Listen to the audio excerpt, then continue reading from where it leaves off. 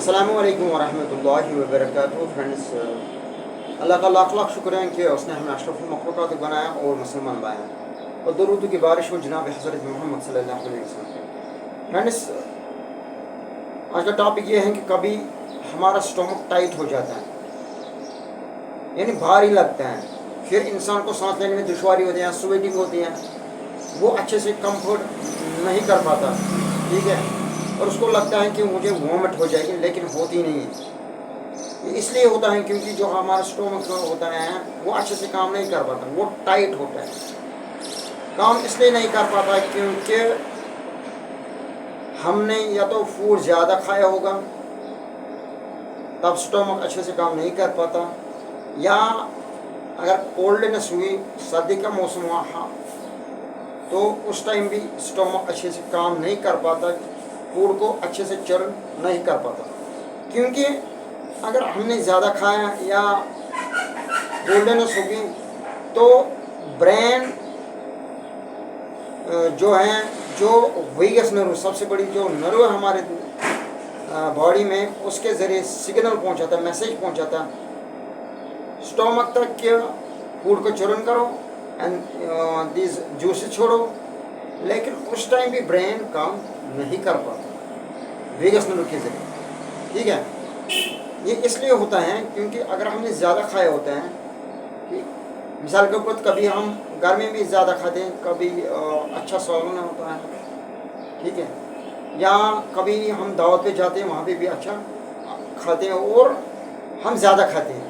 फिर जो हमारा स्टोमक हो जाता है वो भर आ जाता है, फिल हो जाता है, और फिर ब्रेन के ज़रिए स्टोमक तक मैसेजेस, सिग्नल्स अच्छे से नहीं पहुंच पाती, और अगर पहुंच पाती तो वेगस नर्व अच्छे से काम नहीं कर पाती, जिसकी वजह से जो हमारा स्टोमक है वो काम करता है, फूड को चर्न करता है, फूड को डाइजेस्ट करता है। और दूसरी कंडीशन ये है कि जब कोल्डनेस होगी, जब हमें सर्दी लगेगी, ठीक है, और तब क्या होता है, हमारी बॉडी का टेम्परेचर जो होता है वो कम होता है, और तब भी लगता है हमें कि हमारा जो स्टोमक है वो टाइट है, वो भारी है, और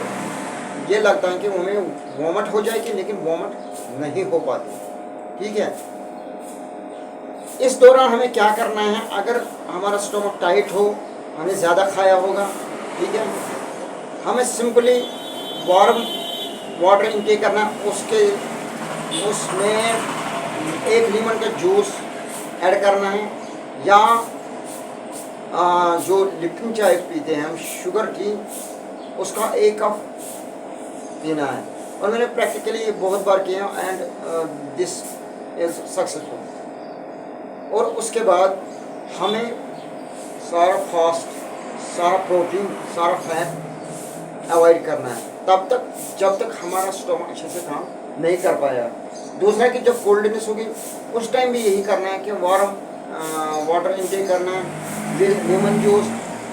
और हम लिप्टन चाय का कप लेंगे, जिसकी वजह से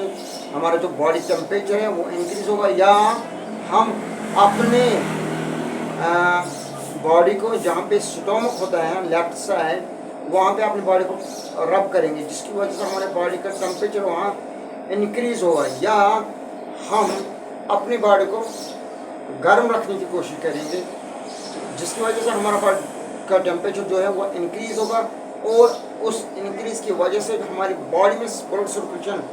इंक्रीज होगी, जिसकी वजह से हमारी बॉडी का टेम्परेचर जो है वो राइज होगा, फिर हमारा जो स्टोमक है वो अच्छे से काम कर पाएगा, क्योंकि ब्रेन से सिग्नल्स, मैसेजेस वेगस नर्व के ज़रिए स्टोमक तक विदाउट डिस्टर्बेंस अच्छे से